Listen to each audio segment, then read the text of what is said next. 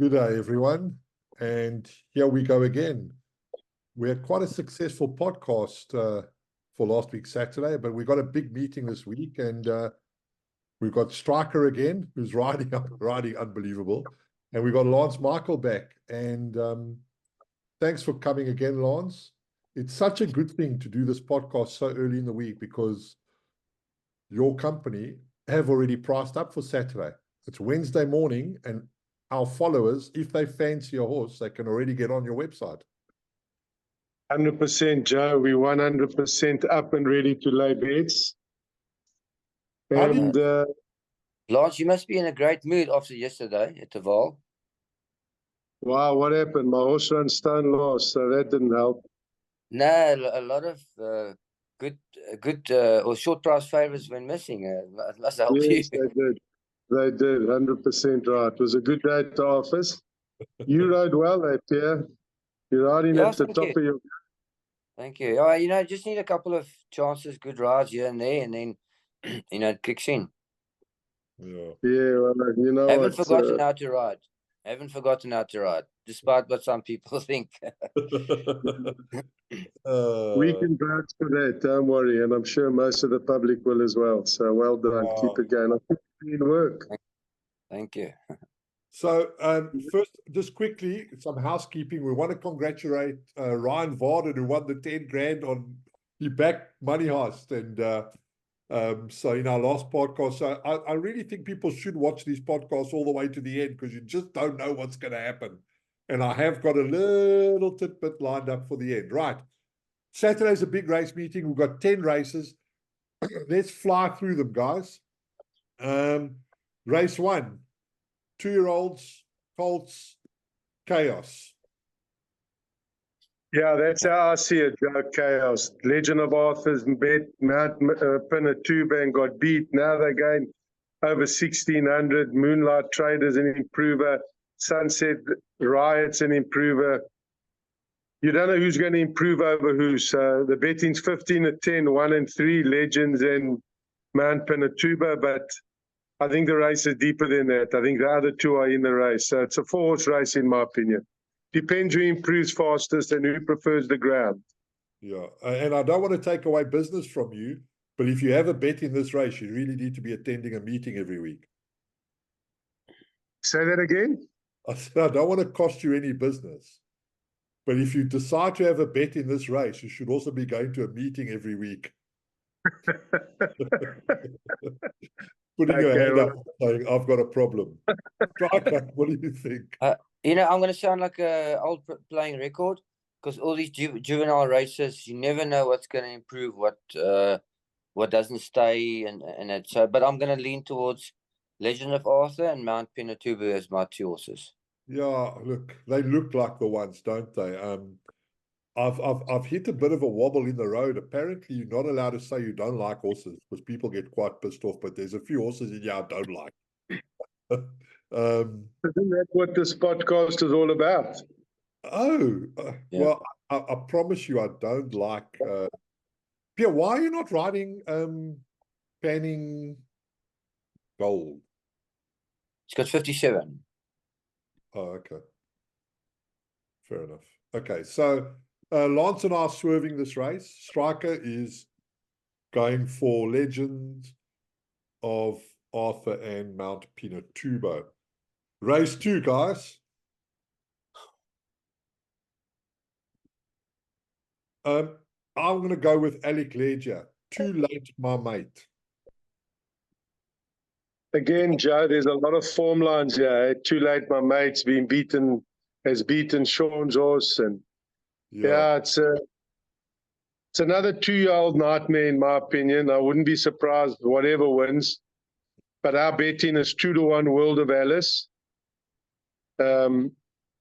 Surprising to see. I know he rode it first time, but I see Zacky's on again for Sean. Too late, my mates in the race at 4-1 and 3-1 Queen of Fire and 4-1 Fatal Flaw. So I don't know. Pierre's riding like a devil possessed. So maybe he's the man. Talk to us, Pierre. I actually can't tip a winner here. For me, it's impossible. the form lines are so close, and anything that improves a little bit will probably win the race. I mean, like Sonic Jet, I think she's also a good price. She finished 2 3/4 lengths behind my filly, and she's drawn 1. She comes in the race as well. So Yeah, yeah. the reason I liked Too Late My Mate personally is Alec is on form, and unlike the one in the first, I just think that this horse looks like it's coming along the right way. It's gone from running third first time out to winning, and it looks progressive, and that's Alec's trademark. You know, so for me, that was the one to keep an eye on. Right. So those 2 races you really don't want to get too involved in. Let's go to race 3. Again, So yeah. I see Jason's got 8 to 10 Buffalo Storm Cody. Yeah. This must be a race. You know, based on its first run, you would have thought it's a lot shorter, but I tend to agree with Jason. Yeah, I think the race is 1-6 or 1-5 or 6. Not mad about the 5, I must be honest, but I think the 6 is a big improver and could cause some, and even the 4 to some degree. I don't think the favourite's over here, guys. It's obviously can win. His first run was emphatic, but I think this is a race. That's my opinion.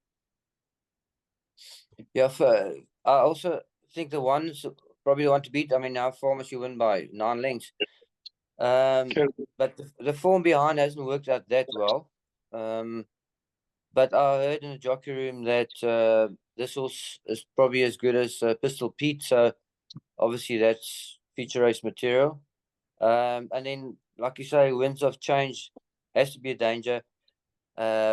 Getting weight.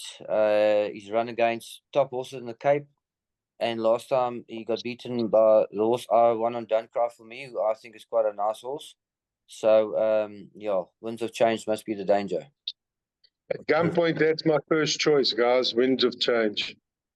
Okay, so I disagree. I can't have that. Right. If you look at Chief Stain's win at Scottsville, okay, as a 2-year-old, this horse basically, if you look on the lengths behind form, this horse basically ran 2 lengths off an M1 or a horse rated 82. I can't believe this horse is 8-1. That for me, that's a solid each way bet. That Chief Stain. I do think Buffalo Storm Cody will probably just win, but I think Chief Stain is a big runner. I like it. I can't believe. I mean, it's 8-1. I think it's a massive price. So it's won a race. Yeah, I think Chief Stain's a big runner. But again, 2-year-olds, you don't want to get too carried away, right? Race 4, gents. Another 2-year-old race. Mr. Michael? Yeah, definitely another tough one, eh? I must be honest. The stable's in form, the jockey's in form with number 4.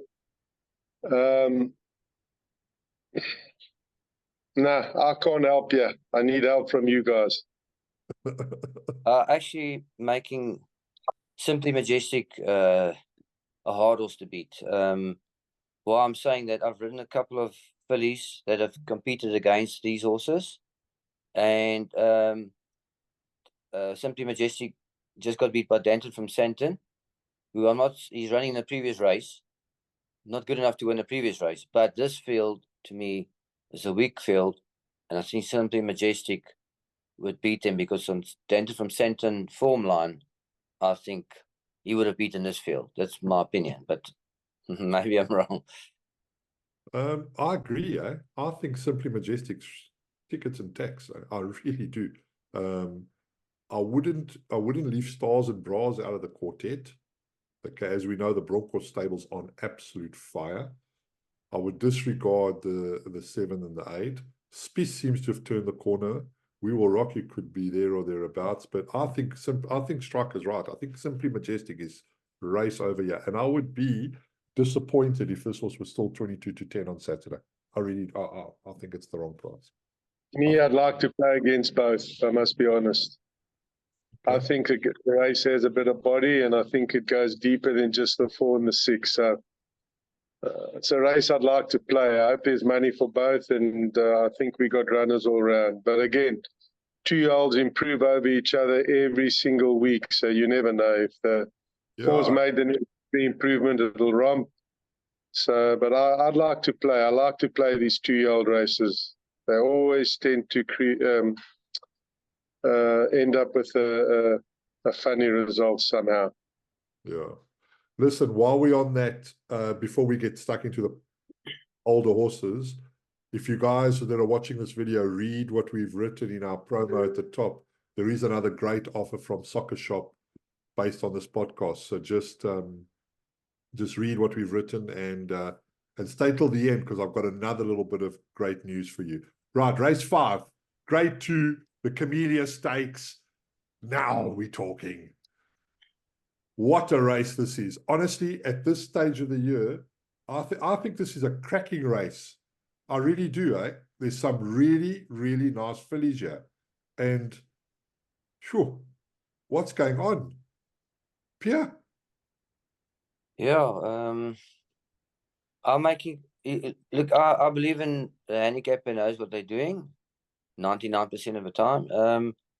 And I always lean towards horses that are well handicapped. To me, I'll make it White Pearl and Kiss Me Captain as the 2 to beat. White Pearl, I personally would have preferred over 1400, just because I rode in 1160 2 starts back, and she just didn't have that early pace, but she was drawn on the inside and came towards the outside and just didn't get there in time. I think nice small field, one off the outside, handicap to win. Hardest to beat. Then also Kiss Me Captain. I mean, 3 lengths behind Thunderstruck. She's drawn 7 out of 7. Probably going to have the run of the race on the outside. Ran a cracker last time. So I'm leaning towards those 2. Okay. So give me the course and distance form for number 4. Mrs. Browning.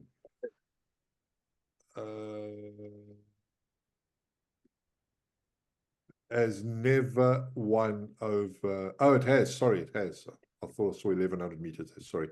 Mrs. Browning at 1160 has won one. Just to get to top field, your course and distance. I don't use computer form. So it's 3 out of 5. 3 out of 5, and 3rd to William Robertson. Course and distance. Yeah. That for me is the horse to beat. 701, last run she needed it. I'm not mad about the Stable Companion, although it's back over the 6. Definitely prefer it. I respect White Pearl. And then this horse, One Fell Swoop, just keeps improving, I think. But I like Mrs. Browning. I think incredible value. And I think that's the horse they're going to have to beat. Yeah, I love this race because I really like it. It's not often like I can say, so I'd be fielding up here because like I really think that this is a really good horse race from a purist's perspective, because there's so much different things coming in here. What Van Vieren's done with Time for Orchards, for example, is unbelievable. Do you know what I mean? Like, so, I mean, that horse is looking to win 5 in a row. White Pearl, One Fell Swoop. You can almost make a case for all of them. So, may the best horse win. But I'm going to go with One Fell Swoop as a selection. But I think it's a field race in the exotics. Right, the next race. I agree. Absolutely great race for the purist. Yeah, from a racing perspective, we've got really good sprinters there. Fillies, it's great. The 6th race, geez, because we've picked a hard race meeting to have a go, eh? By the way, what a tough race this is. What do you think, Pierre? None other ran a good race behind Bingwa, and as we know, Bingwa has featured against top horses. And then obviously the horse to beat is my soulmate. Obviously, if I could have done the weight, I would have run her. I mean, she did run 2nd last time in the Oaks. Unfortunately, she sometimes doesn't put her best foot forward. But last time, Candice Dawson put little not blinkers, a little side whiskers, we can call it, and that just made her concentrate a bit better. 2000, not a problem. Drawn one, the horse to beat. Okay. I'm going to go with none other, guys. I think I'm going to take a liberty against the Derby form or the Oaks form. I think the older horses will fight this out, my opinion. Marcel made the last podcast. Pierre said to us it's a horse that battles to get going. Obviously, the adjustments made the difference. The trainer's done a great job there. The Pettigrew horse beating Wings again, close up. I think an old horse will win this race. Perfect Witness and none other. I'm going to have a go against the younger horses. That's my opinion. Okay. And I am going to hit one out the park here. So I think as a punter, you now need to get, it's like surfing punting. You need to get on the wave as it's about to break. And I think the Stuart Pettigrew yard is about to turn the corner. Okay, I see a lot of white on form grids, and now I'm starting to see color. Okay, and now's when you want to get in, because now's when the prices will be the best. I think don't leave Stuart's horses out. I don't know what happened, that the stable definitely hit a bit of a flat spot, but now the horses are running 5th, 2nd, 4th, 4th, 5th. They're getting beaten 5 lengths, 3 lengths, 1.6 lengths. This stable is about to, I promise you, this stable's about to turn the corner. Leave them out at your peril. From having a punt's perspective, I'm not sure that this is a punting race. I like Belvardi as well, eh? Joe Soma's also on form. It is an older filly, or she's a mare now. I don't disregard none other. It's a tough race, this, but I'm going to stick with include Stuart Pettigrew. That's what I'm going with. Yeah, Right? good trainer. Yeah, he's a very good trainer. He'll bounce. There's no doubt he'll bounce. 100%, 100%. Race 7, 2,000 meters.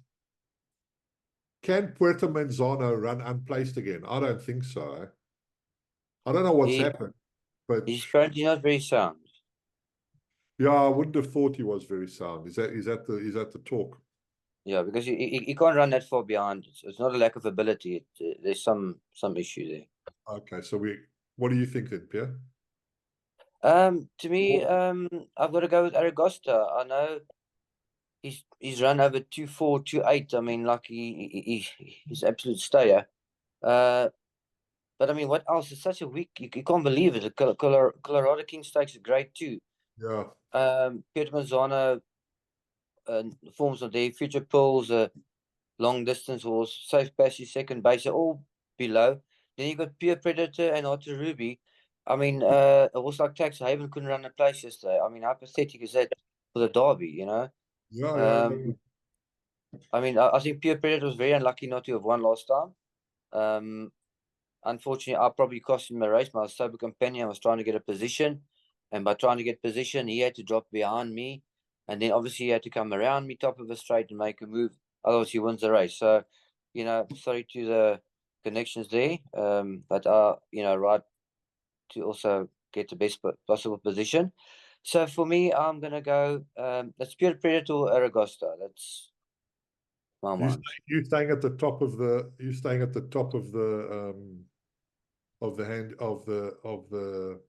race card there, Pierre. I'm going right to the bottom. I think this has got Sean Terry's name stamped on it. Like, I think Sean's going to find out on Saturday that 2,000 meters is this horse's chop. Yeah, carrying 54 and a half. Yeah, I've ridden him before. I didn't ever think he'd stay the Derby. He's quite a keen horse, you know, and yeah, I definitely think coming back in distance will suit him. Yeah, I think when I look at this horse's profile from the day he made his debut. We're talking about Otter Ruby, just by the way. Yeah, Otter Ruby, yeah. From the day he made his debut, Sean has kept him around the 1,400, but they had a go at the Derby. To be honest, his form behind Purple Pitcher in 2 Group 1s over 1,800 and 2,450 is solid. 3 lengths and 2.5 lengths off arguably the July winner. I'm just putting that out there, by the way. I really like Purple Pitcher, by the way. But I think Joe, how can Purple Pitcher win in July if Tax haven't finished 3 lengths behind, still a maiden? because I'm allowed to think Purple Pitcher will win the July. Okay. Okay. Well, I like his run style, Striker. Like, I mean, when I would talk about the July, it's a bit early, but I like his Racing run. India. I like his run style. I like his tenacity. I like his willingness to keep going. I like the short straight. I mean, I love Robin. You know, like, he's got a lot going for him. Yeah.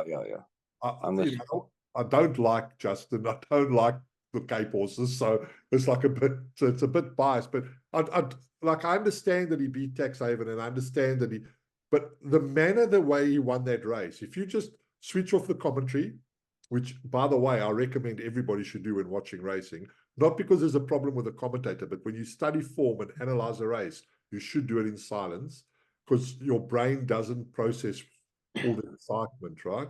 When you watch that race, I mean, he looks cooked 4 or 5 times, Pierre, and he keeps finding. And I think, I think that's a good characteristic for a horse to have.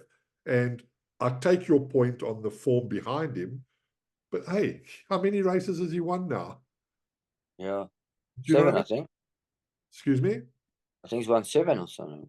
Yeah, I mean, he's beaten. I mean, not all the form behind him can just be dismissed, right? Yeah. You know, and also, do you know what I like about him? Younger horses, in my opinion, but by Striker's own admission, Pure Predator wins the race if he doesn't get interfered with. And I mean, in the Derby, I labelled Otto Ruby. So as much as I think the younger horses have it to do, I think the older horses, they've done their dash. So the race before, I think we'll beat the younger horses. This race, I think the younger horses could very well fight it out. That's my opinion. So you and I are on Otto Ruby and Pure Predator almost. Yeah, I always think Pure Predator is a good thing, but again, I don't want to desert Otto Ruby because I liked him so much last time. And I did watch him in running. He did get a little bit of interference, but he might have got a half a length or a length closer. But yeah, Pure Predator, I think, will be the horse to beat. Yeah. You got to, Puerto Manzano is not Puerto Manzano. If the right Puerto Manzano arrives, it's no race. So you got to just look at the form and say he's not at his best and go for the horse that are. Again, how strong is the Derby? We don't know. But Tax yesterday went from 5 to 10 to 18 at 10, so something wasn't right. Yeah, 100%. But like, I just wanted one last thing on Purple Pitcher, right? I obviously we love horses like Frankel that just used to put them to the sword and win going away. But there's a lot to be said by horses that just grind it out by a quarter of a length, half a length, and a length at the highest level. You know? Right, the sprint.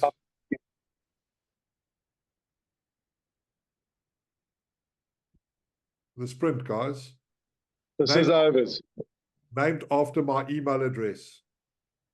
My favorite horse of all time, Senor Santa. How we miss horses like that. Yeah, listen. Go on, Lance. Overs, skid overs. Go on. 3 you'll win looking for parking. That's how good this horse is. 3rd run, top run to Sandringham. Cape Horse, Assisia, Sergey, rulership better over this 5 furlong. Winter greeting trotted up at Gravel over the 5. Nah, this is Overs. The danger to me is the 9 horse, I Am John. For me, this is the banker. Lucky Lad. Boom. I agree. Honestly, this is, it's a pick 5 on Saturday. It's a pick 5. This can't miss, Lance. This can't miss. But Lance doesn't like horses coming back in distance. You got a good memory, yeah? Oh, yeah. Listen, yeah, but I know what Sean did with this horse. He got the 2nd run out the way, and now the horse will be cherry rock. Yeah. That's fine. And there's going to be rulership. is going to go the absolute clappers. So Allah's going to set up nicely for him, mate. That's my opinion. I think he's a book.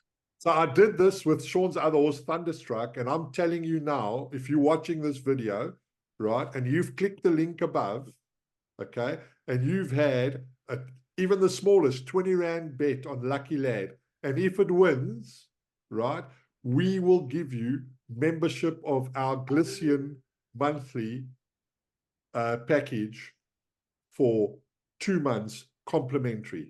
All you've got to do is sign up to the link above, have 20 Rand on Lucky Lad, and if Lucky Lad wins, you're Glistian member for 2 months. How's that? Sounds good. Right. For $20. 20 Rand, bro. Oh, and the horse has got to win. But Pierre, do you think it can win? I think it's a certainty. Yeah, surely. I mean, when you start looking around, what is there really? I can look at a horse like Sir J, ran to Thunderstruck, but that's his. I mean, he hasn't run since January. He's come up to Joburg. How ready is he? So we don't know. So Lucky Lad just looks like he stands out. There's, Yeah. Look, I think rulership. I like rulership. Obviously, I'm a big fan of the stables. I'm a big fan of the owners. I know the owners very, very well. I think the extra 160 meters is going to be challenging, but he was very unlucky in that last race. He could have run closer. And Jason, if you're listening, shorten horse. 12 to 10 is too big. 12 to 10 is too big, I think. You're right. I do. I think it's a certainty this one. Right, let's go on to race 9. sure. Okay, the conundrum, 10 out of 10, Lorena. Is it 11 out of 11 with 62? No. Other day I browsed to have a boss. I got a few phone calls. I got a few remarks. But 62 is the best horse in the race.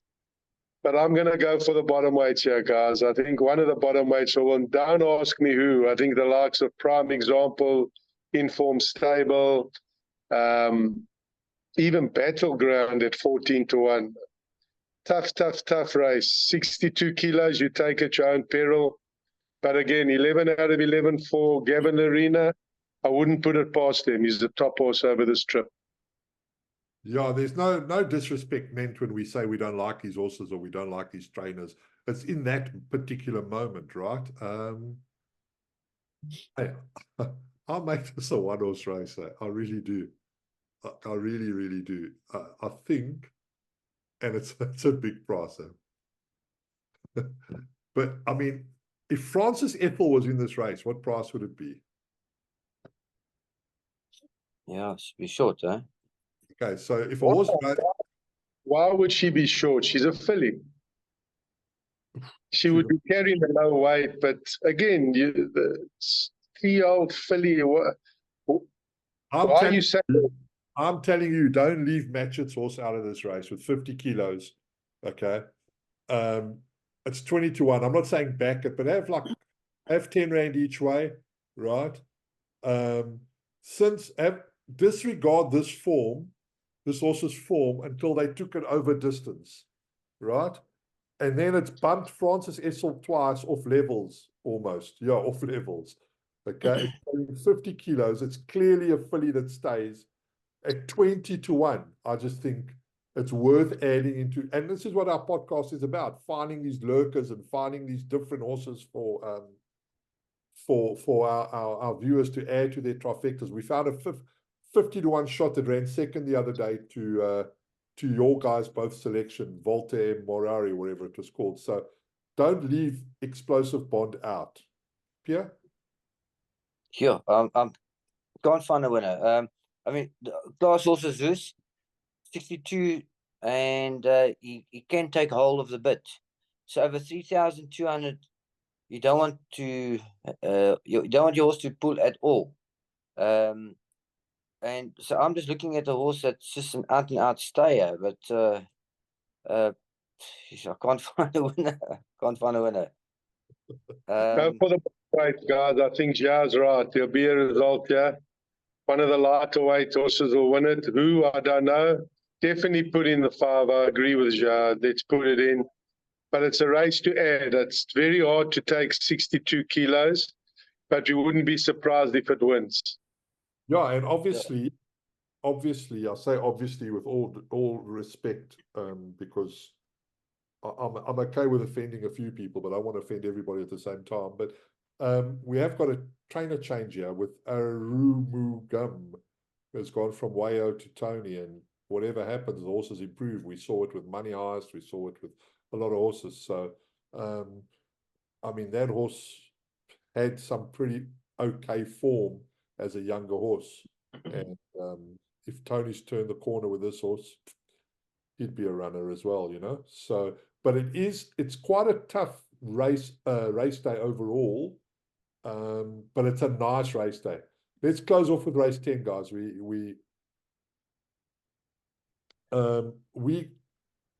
Glistian and Mike de Kock decided to not win this race, so we didn't accept with Humdinger. Otherwise, it would have been a certainty. We've got bigger plans for Humdinger this year. What do you think, Pierre? Your owners, Zanovi? I was gonna make it a one-horse race, the best bet on the card, Go for Zanobi. it. Just because he is a nice horse. The 1400, you'll enjoy it. It's drawn well. And I think he's only getting better now. Apparently, he used to have a breathing issue, so he had an op, and that's where the improvement has come. I would have made him absolute certainty. Then I got put off by one horse, Celtic Rumors. 3 lengths behind Sandringham Summit. That can't be bad form. So, 2-horse race, in my opinion. If Celtic Rumors was in the race, I would say put all your money on Zanobi. Really, eh? I absolutely agree. My first choice, definitely the 6. I got a feeling Zanobi is better over the straight, the 6 furlong, although he did win a 1450. But I got a distinct opinion on Zanobi. I think he loves the inside track. The form tells you that. And his form's only inside track form. So I'm strong on the 6 Celtic Rumors. That's my strong opinion in the race. I think Celtic Rumors the horse to beat. Had this been the inside track, my choice would have been different. Yeah, I think that I am with Pierre here. I'll tell you what's going to happen. Forever Mind's going to go to the front again, and Zanobi will be on the outside eventually of Celtic Rumors. The outside I like, always favors the angle.